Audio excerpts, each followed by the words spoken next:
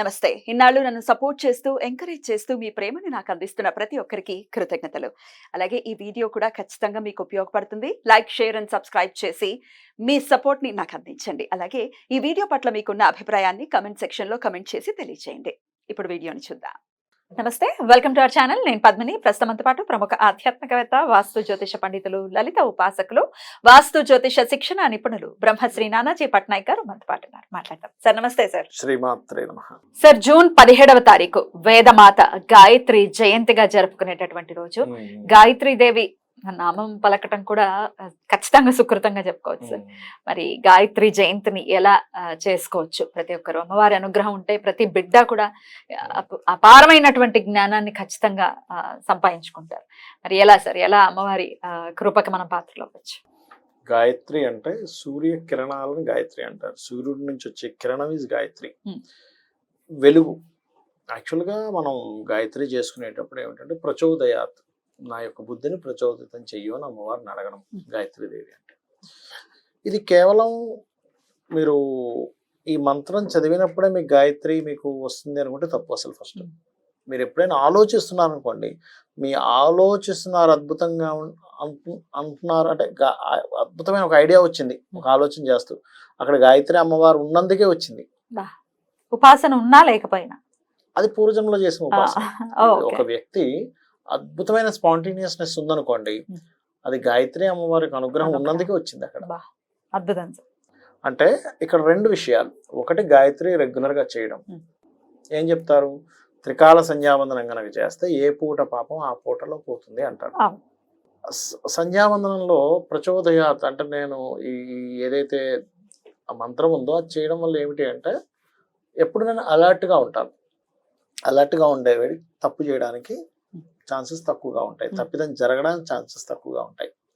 ఇప్పుడు తప్పిదం ఎక్కడ జరగకూడదని ఎవరైతే అలర్ట్ గా ఉంటారో ఆ అలర్ట్నెస్ ఎక్కడి నుంచి వచ్చింది? ఆ తప్పిదం చేయకూడదనే స్పృహ ఎక్కడి నుంచి వచ్చిందంటే గాయత్రి అమ్మవారి వల్ల వచ్చింది. అయితే మరి ఇది ఇలా ఉండడము ఈజ్ ప్రాక్టికల్, ఇలా ఉండడం ఈజ్ స్పిరిచువల్ రిలేటెడ్.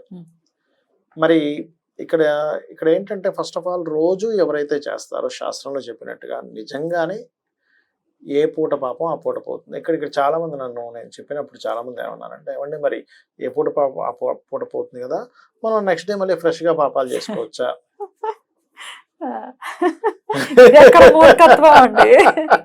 అంటే నేనేమన్నా బాబు నువ్వు పని కట్టుకొని పాపాలు చేస్తే పోయేది కాదు, నీకు తెలియకుండా కొన్ని పాపాలు జరుగుతాయి కదా. మనం ఆవులింత తీస్తే కొన్ని క్రిములు కొన్ని వందల వేల సూక్ష్మ క్రిములు చచ్చిపోతాయి. అంతే కదా, చనిపోవచ్చు. నడుస్తుంటే కొన్ని చీమలు చచ్చిపోవచ్చు. మనకు తెలుసో తెలియకో చాలా జంతువులు అయిపోవచ్చు, చెప్పలేము. అందుకని నీకు తెలియకుండా చేసినటువంటిది, తెలుసుకోకుండా చేసినటువంటి వాటి వల్ల జరిగినటువంటి దాన్ని పోగొట్టడానికి గాని పొద్దునే మర్డర్ చేసి మధ్యాహ్నం నేను గాయత్రి చేసుకుంటే కాదు. ఇది ఫస్ట్ గాయత్రి గురించి మీరు అర్థం చేసుకోవాలి. అంటే చాలా మంది ఏంటంటే నేను చూశాను కదా, ఏముందండి నేను ఏం చేసినా నడుస్తుంది, నేను గాయత్రి చేసుకుంటున్నానుగా అనుకునేటువంటి వాళ్ళు ఫస్ట్ ఈ దీని నుంచి క్లారిటీ నుంచి బయటకు రావాలి. రెండవది ఏమిటంటే గాయత్రి అమ్మవారి యొక్క ఉపాసన అందరికీ ఉండకపోవచ్చు.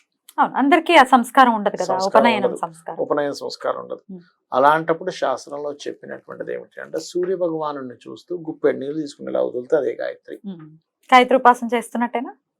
సూర్యకిరణాలు పడుతున్నాయిగా మన మీద, సూర్యకిరణాలుగా గాయత్రి అంటే ఎప్పుడు పడితే అప్పుడు కాదు, సూర్యోదయం సమయంలో చేస్తే నమస్కరించాము స్వామి అని, అదే గాయత్రి.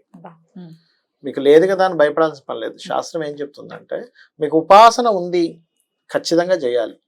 వాళ్ళ నమస్కరించేస్తాను నేను చేస్తానంటే నువ్వు పుట్టినటువంటి ధర్మం ఏదైతే ఉందో అది కరెక్ట్ కాదు. ఆ వ్యక్తి ఆ ఉపాసన తీసుకుని అంటే ఆ ఉపనయనం ఆ యొక్క దాంట్లో జన్మించలేదు, కానీ ఇతనికి ఎంత పుణ్యం వచ్చిందో అంత పుణ్యం వస్తుందని చెప్తుంది శాస్త్రం. కానీ మనం అది చేస్తే కుదరదు. నువ్వు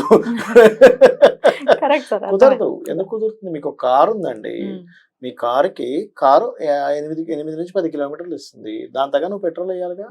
నువ్వు మామూలుగా ఏది 50-60 కిలోమీటర్స్ ఇచ్చేటువంటి బైక్ పెట్రోల్ వేస్తాను అంతే నడవాలంటే ఎట్లా నడుస్తుంది? భగవంతుడు నీకు కారు ఇచ్చాడు కాబట్టి నీ కారులో నువ్వు అంత పెట్రోల్ పోయాలి. ఉమ్. అతనికి బైక్ ఉంది కాబట్టి బైక్ ఆ మాత్రం పెట్రోల్ పోసినా వెళ్ళిపోతుంది, వెళ్ళిపోతుంది. అన్ని కిలోమీటర్లు వెళ్ళగలుగుతాడు. రైట్. అతనుకున్న యోగం అతనిది, ఇతనుకున్న యోగం ఇతంది. కానీ ఏది చిన్నది కాదు. ఇక్కడ మనం అర్థం చేసుకోవాల్సింది ఏంటంటే ఇది తక్కువ ఇది ఎక్కువ అనేటువంటిది లేదు విశ్వంలో. దేనికి తగ్గట్టుగా దానికి ఉంది. ఇక్కడ నువ్వు కూర్చొని గాయత్రి జపం చేస్తూ 100 అంశాలు నువ్వు మైండ్లో తిప్పుతున్నావు అనుకోండి, నువ్వు ఎంతసేపు జపం చేసినా వేస్ట్. గాయత్రి సహజంగా ఒక 7-8 నిమిషాలు పడుతుందా సార్, 10 నిమిషాలు పడుతుందా? అది మనం చేసుకునే దాన్ని బట్టి 10 మాలలు తిప్పుతారు కొంతమంది, కొంతమంది 108 చేస్తారు. 108 చేస్తే ఒక ఒక మాల 10 5 నిమిషాలు నిమిషాల్లో 5 అయిపోతుంది. నిమిషాలు 5 కూడా నిమిషాలు మనం అయిపోతుంది. మనసుని కేంద్రీకృతం చేయకపోతే మేక్స్ నో సెన్స్ అసలు. Yes, exactly. అది. Right sir. అయితే ప్రత్యేకంగా గాయత్రి జయంతి రోజే అమ్మవారిని తలుచుకోవడం ఏం అక్కర్లేదు, రోజు గాయత్రి చేసుకుని ఉంటాం.